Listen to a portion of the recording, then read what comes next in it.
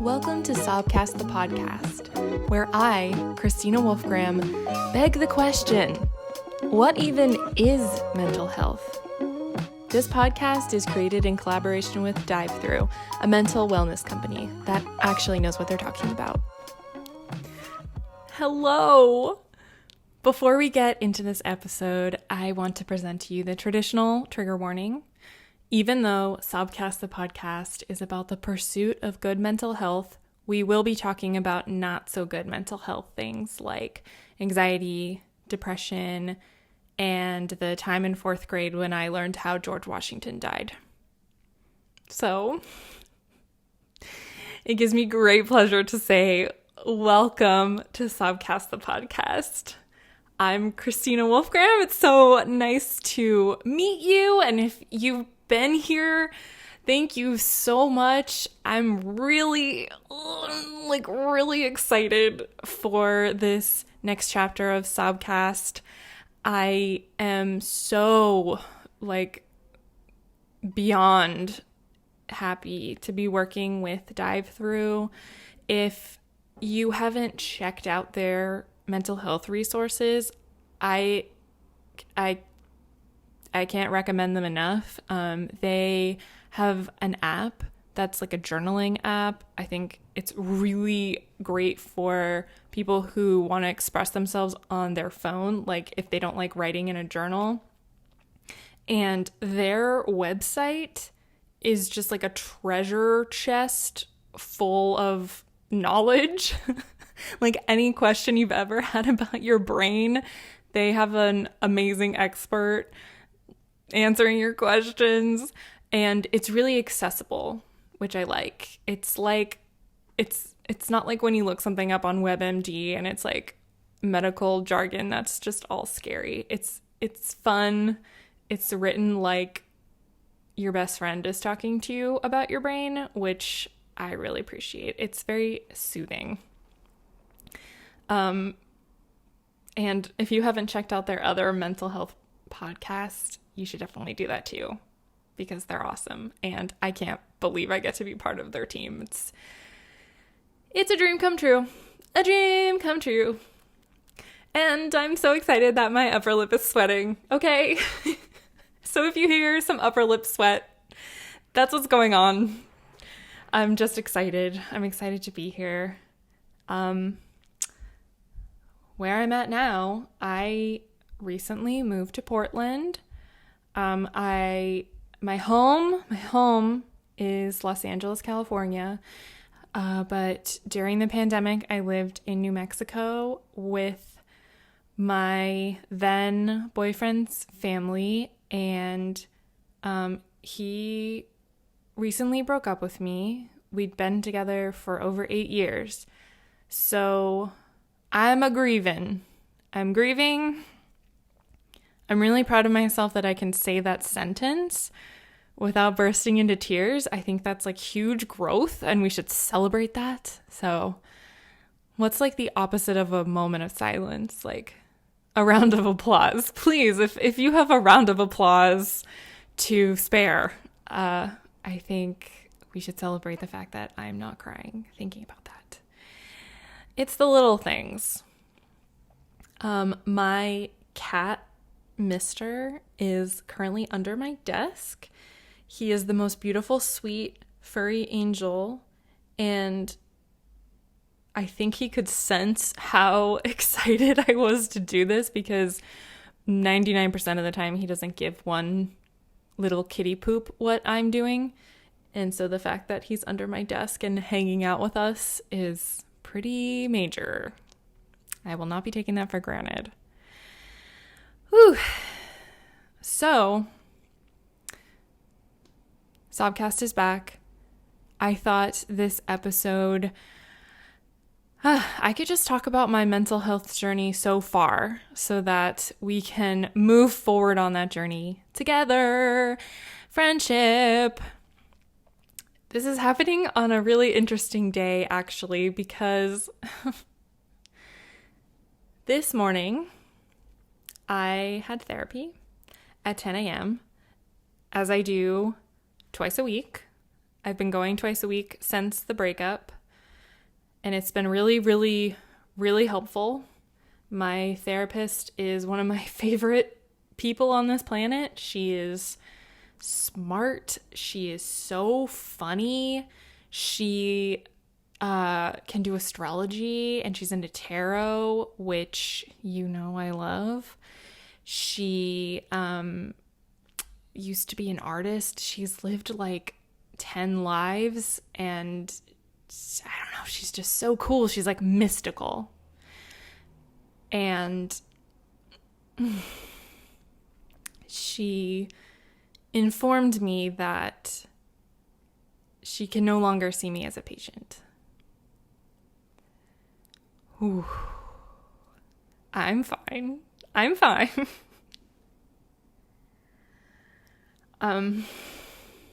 So next week is going to be our last session together.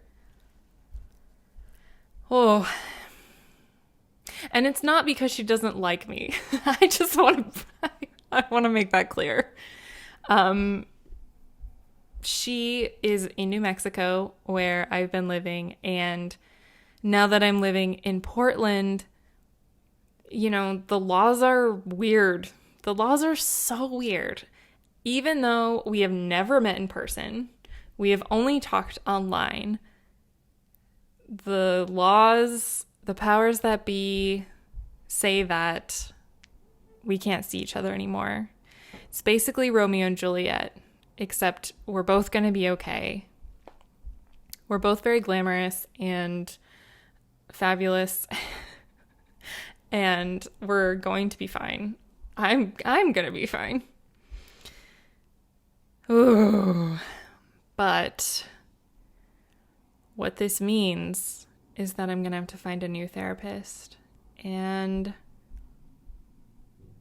if you've ever looked for a therapist, it's like the weirdest kind of dating, because you basically go on like a therapist like Tinder and look through everybody's profiles, and you say, oh wow, that person looks kind of nice, or oh, I like that person's blazer. I should tell them about all my trauma. That's, I think I trust them enough to do that.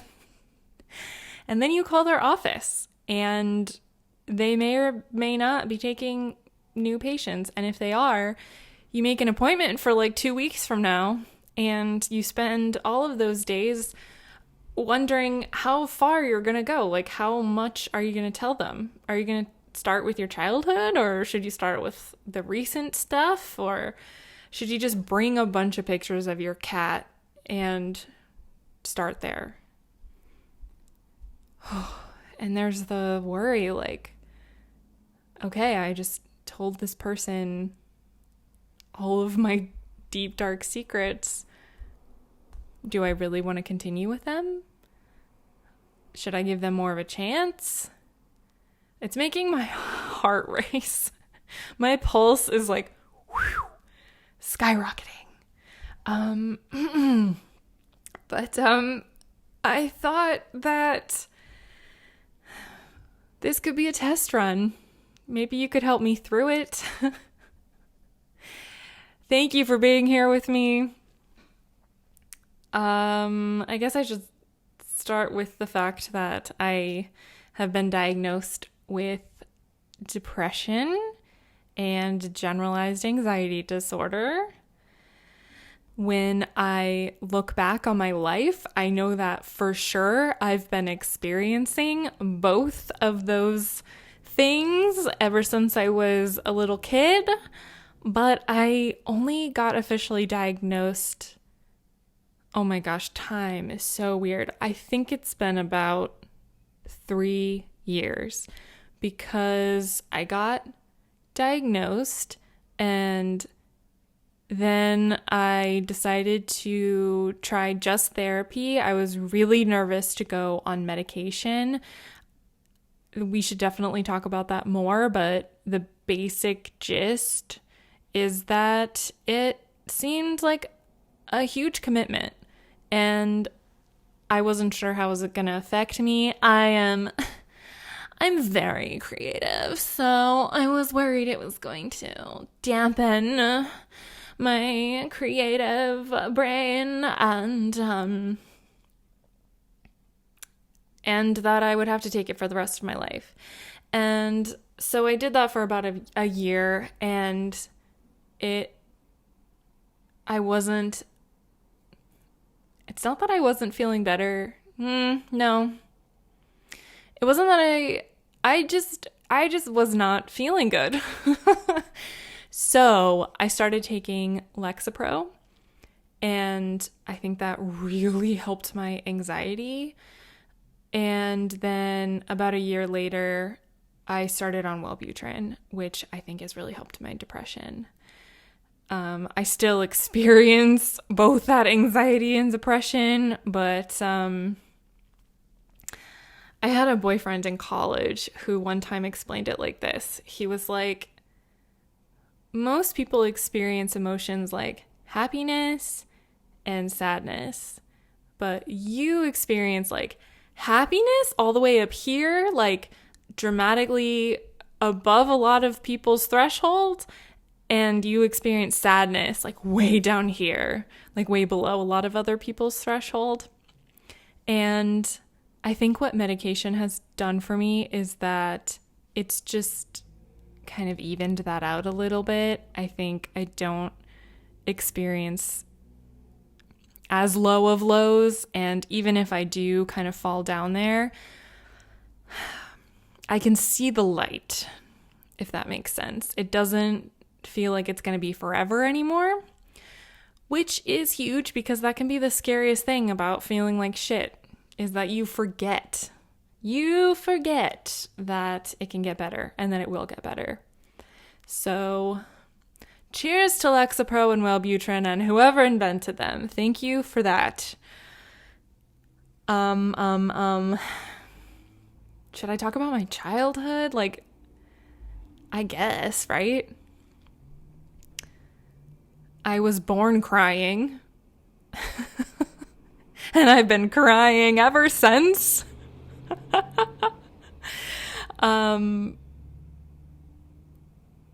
I was such an emotional child.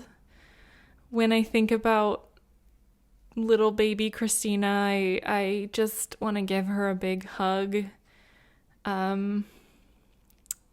I loved dance. I took dance classes. I was a little tap dancer, and I loved going in class, but then before every performance I would like cry the whole time backstage, and then right before we went on I would compose myself and get through the number and then come backstage and cry with relief. And I was like 4.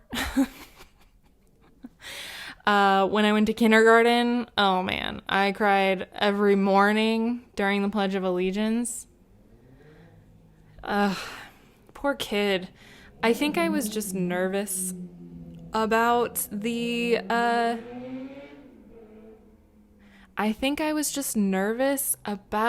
fact that I never knew what was going to happen. I didn't know.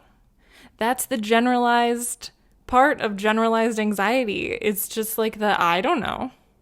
In general, it's just like, I don't know. And that makes my chest tight. That makes me not be able to breathe. That makes me cry during the Pledge of Allegiance every morning. And to give my baby self credit, I did usually pull myself together, and I actually loved school when I wasn't a nervous wreck about it. I loved learning. I loved reading. I definitely used books as an escape. And I'm so thankful for books like Amber Brown and The Secret Garden and the Boxcar Children. Anyone? How about The Magic Tree House?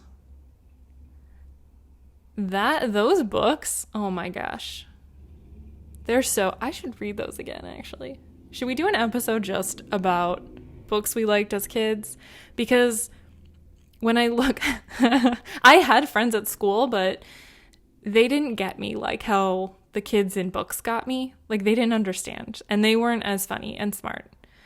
No offense to my friends from kindergarten, but yeah, I was anxious through elementary school.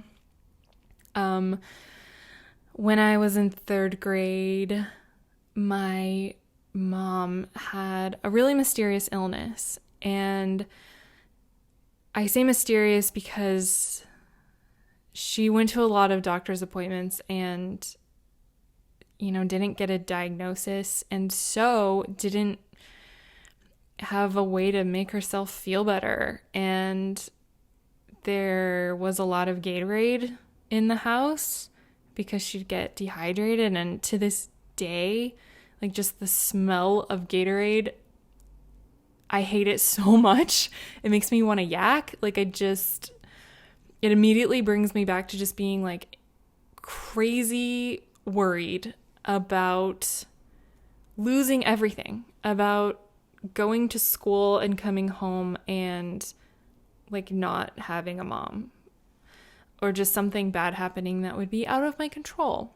And I'm so grateful for the tools I've learned over the years, because now I have accepted that I don't have control of some things. Okay, well, some days I've accepted that I don't have control over some things, but as a kid, I thought it was my responsibility somehow to save her, to be there, like as if I could do anything. I was 9. Eventually, I made myself really sick. I think I gave myself an ulcer at one point. I had to go to the hospital because I wasn't like eating or drinking. I mean, so rude. My parents were going through so much, and to their credit, they were the most amazing. Like, they were my first therapists, to be honest. They let me talk about my feelings.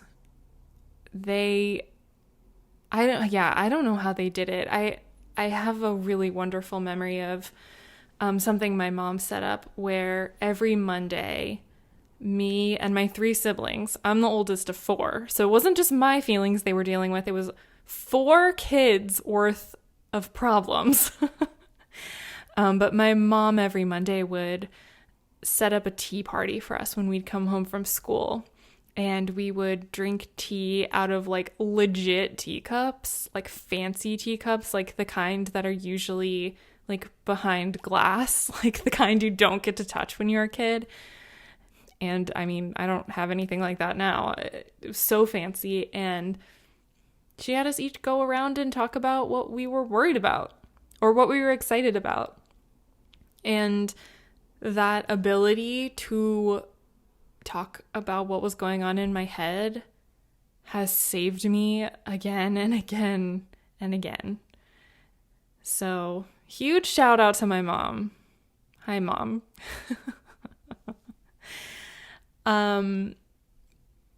Around this time, I started faking illnesses to not go to school. And it's interesting looking back at it as an adult. I mean, it was so long ago now. I thought I was faking. I thought that I was saying, like, I really don't feel good, and I was lying. Like, I had everyone fooled, like all the adults in my life. But I think I really didn't feel good. I think that I was having stomach aches, and I was, tense as a little kid. I mean, just holding back tears for like a full school day takes a lot of energy. And I have a really specific memory of getting ready to go on a field trip. And all of the kids in my class were so into field trips. They were so excited. And we were going to go to Mount Vernon. I grew up right outside of Washington, D.C. And so my teacher gave us a lesson on like what we were going to see at Mount Vernon. And it was like wow, you will see George Washington's toilets. I mean, they're filled in now, but that's where he sat. By the way, they were just like holes in wood. Like that's not important. It's like important and not important. We learned about the stupid wooden teeth. That's like not even real. Anyway, don't look that up. No, look it up. It's important. Actually, it's all disturbing, but the thing that my fragile little brain just globbed onto was how George Washington died. And I'm about to talk about that right now. So if hearing about death and weird medical stuff is not your thing, maybe fast forward like 2 minutes. As I remember it, George Washington got sick with like something very curable, like a cold or like pneumonia or something. He got a little chicken pox. I don't know. And the doctor came over to his house and he was like, I know what to do. I will put leeches on your body and they will suck out the germs and your blood, but germs. And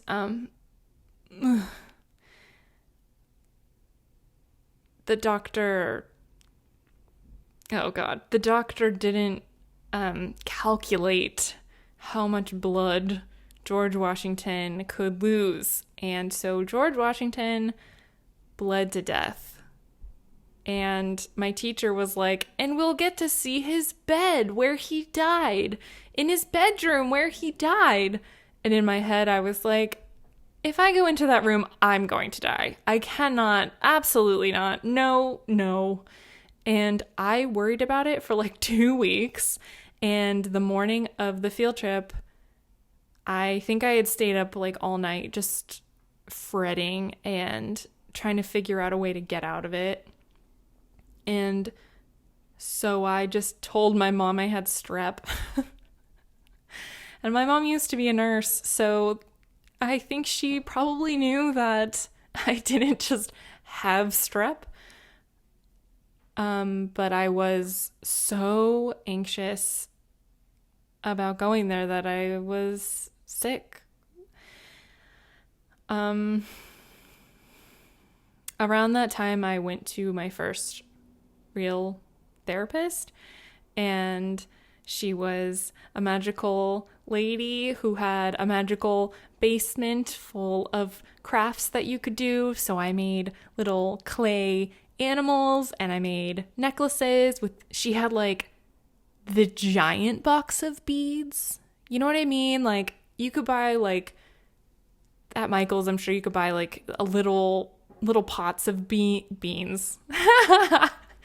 Little beans of beads, jewelry beads. You can, but she had like a suitcase of beads. It was like infinite beads. You could like make necklace after necklace and you couldn't make a dent in the beads. Like there was no scarcity. Like it was amazing. And I don't remember what we talked about, but I remember making the necklaces for my mom. And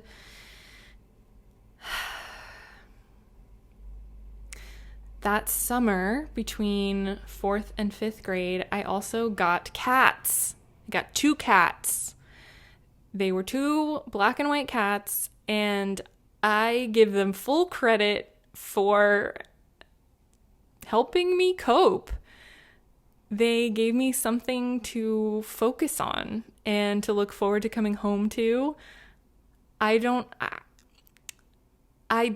fully understand how it happened, but by the time I got to 5th grade, I just felt so much better. Like I felt stronger and way less panicky.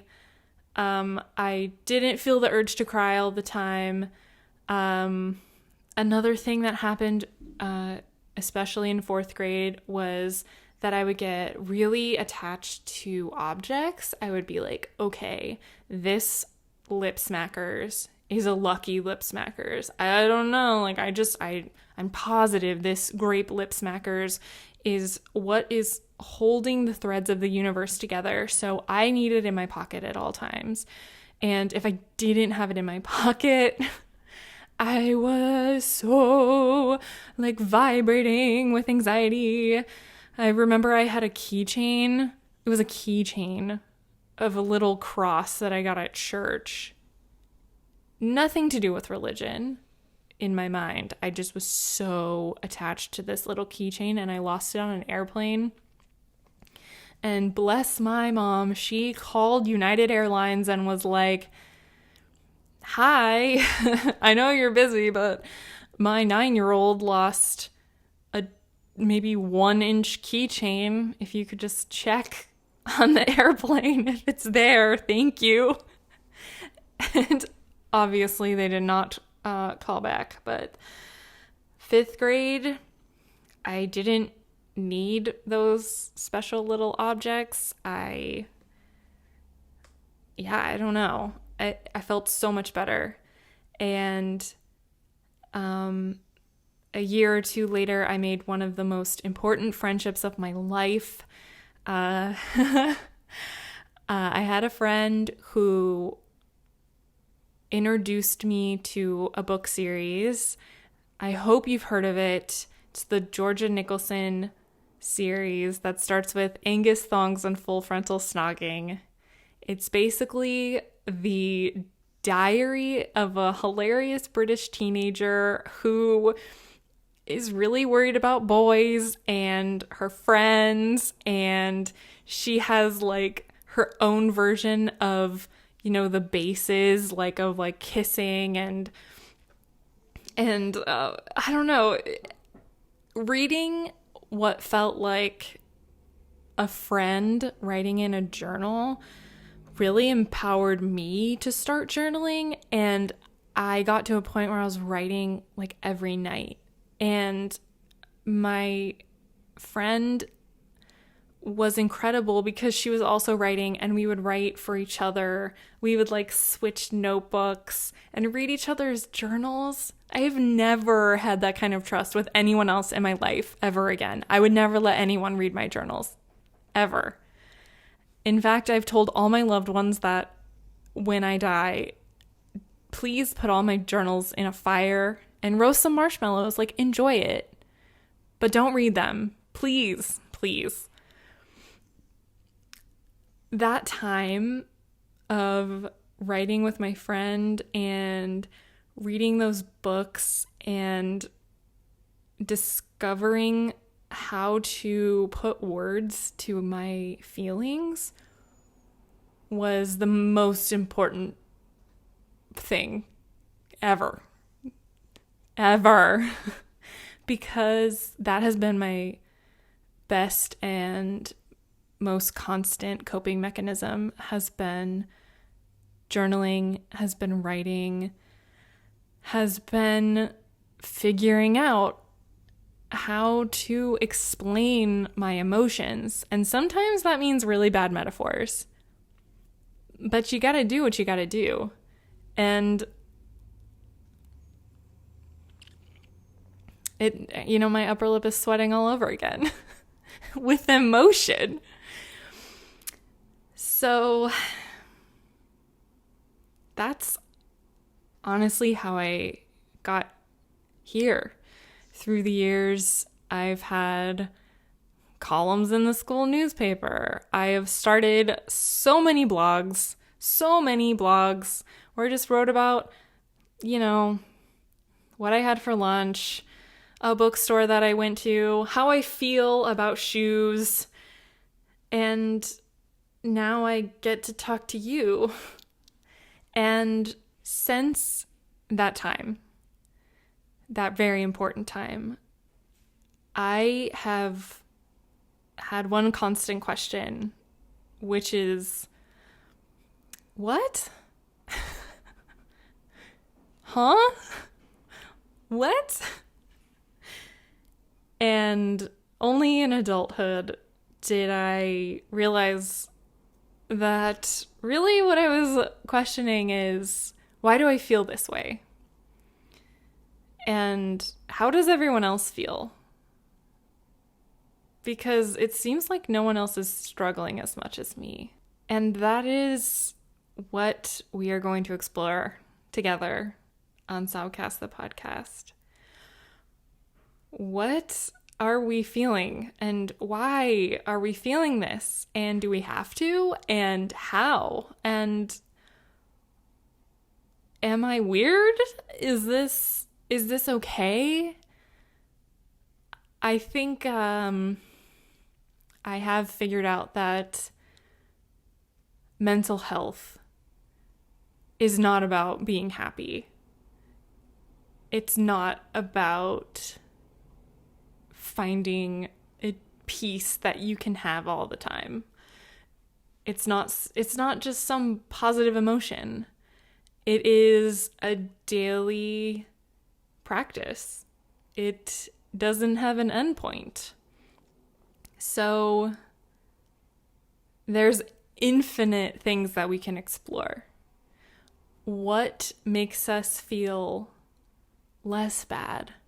Or if we're feeling bad, how do we use those feelings to grow, to get stronger?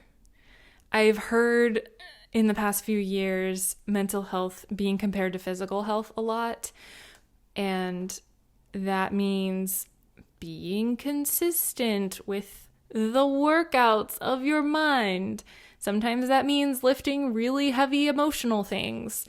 And sometimes that means taking rest days, because otherwise you will just be so exhausted that you can't go on and you can't lift the heavy things anymore. So, what are the things? What? Huh? This is a little bit of a tangent, but like I said, I am in a stage of just intense grief. The past year of the pandemic and quarantine, I think all of us felt a lot of grief because we lost so much.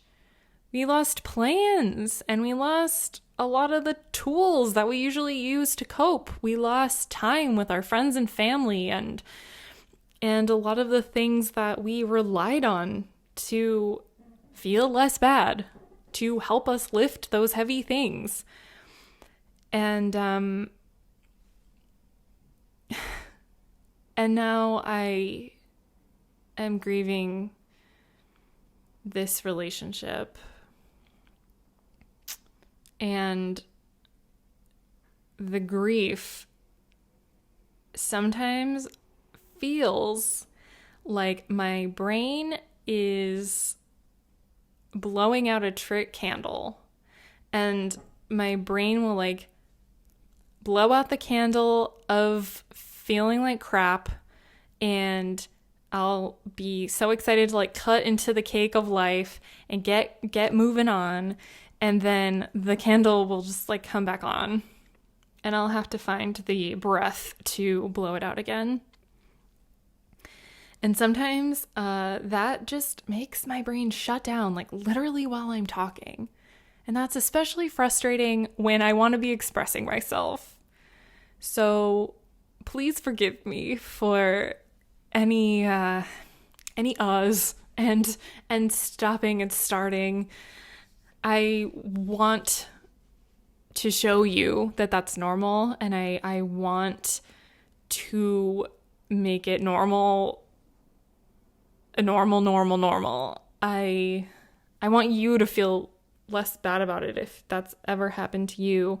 And also, you know, recognize it if one of your friends, one of your loved ones is having kind of brain farts like that. It might be an indication that they're just feeling a lot, that they're just grieving something, maybe something they don't even know how to wrap their brain around, like something they can't even explain. What else would I tell a therapist that I'm just meeting? Oh yeah, when was this? Like, I think 2017, 18? I don't remember. Time doesn't exist. I think actually it was like 2016. I started working for a company called Hello Giggles, and it was Zooey Deschanel's like women's website. And I started out by blogging for them. I loved their voice. I loved how they were talking to women because they were expressing like news and important stuff that people should know about, but they were doing it in a way that, one, didn't talk to women like they were stupid, which is huge, and two, like being funny and having levity just in daily news is hard and wonderful. So writing for them was so great. It felt the most like writing in those journals in 7th grade that I had ever felt. And eventually I was so lucky. Like, it was right around the time Buzzfeed videos were really big. You know what I'm talking about? Like if you were a cat, or if your period was a person, like things like that. And I noticed that Buzzfeed was making a lot of videos for women about very specifically women experiences, but they were trying to appeal to everyone, if that makes sense. They were very general and, I mean, obviously brilliant. There was a reason they were getting quadrillions of views and that the site blew up like it did. But I wanted to make videos like that for Hello Giggles, and I wanted it to be a little bit more honest. Not honest, graphic.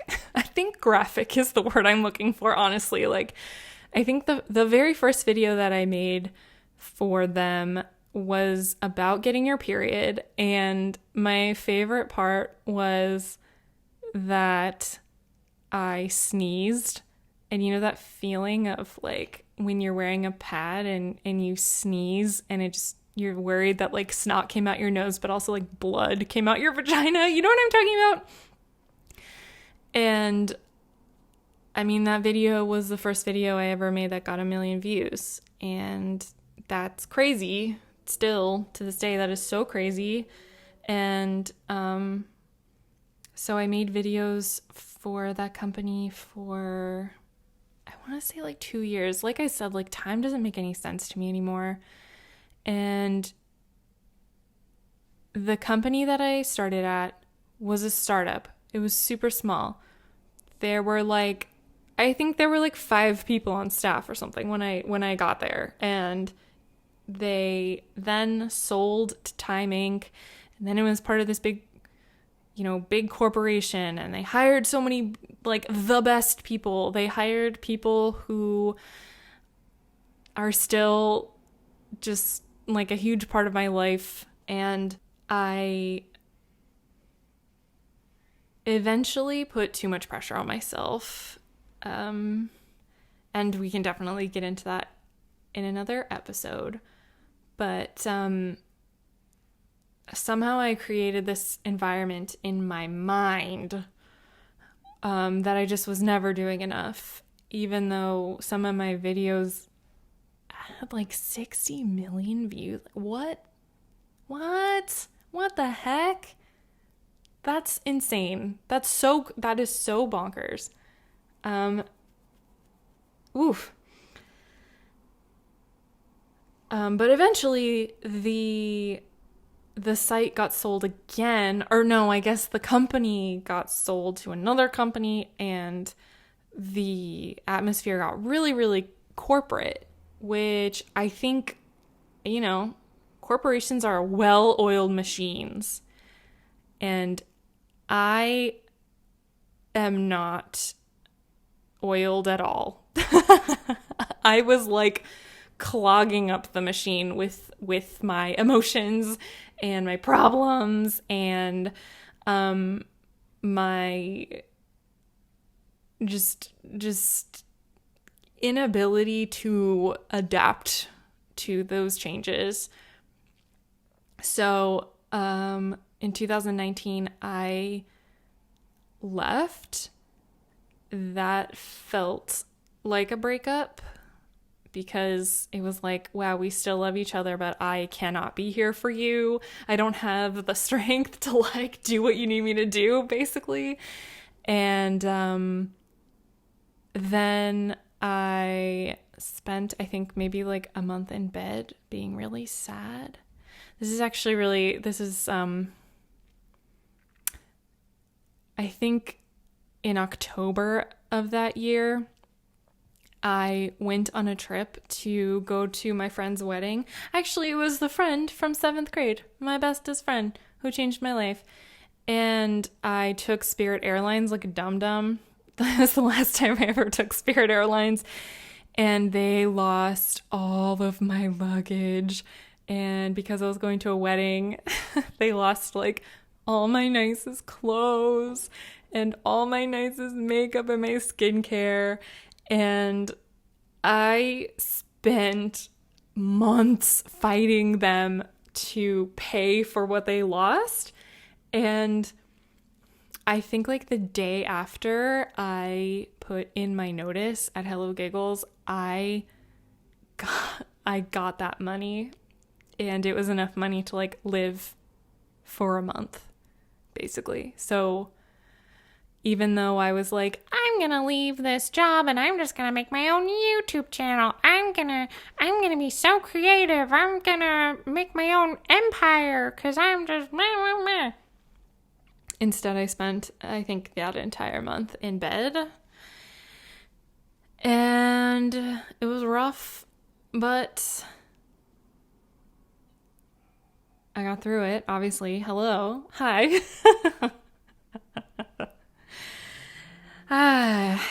Yeah, these are things I would tell a therapist.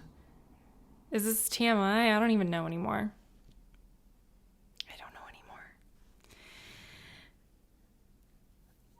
Telling you all of this, I hope maybe that you're having ideas for things that you would want to hear future episodes about, because I'm happy to talk about all of this, and I think I'm just like skimming the surface of a lot of stuff. We are like ice skating together we're like ice skating together on like really thin ice over like an extremely deep lake. I'm so sorry. That's a terrifying image. But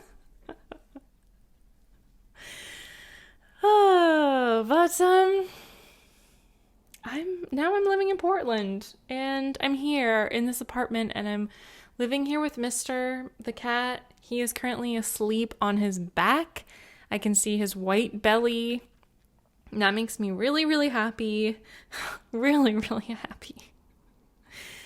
And I hope that together we can continue on this journey of just finding out, like, not only like what is mental health, but like how can we have that?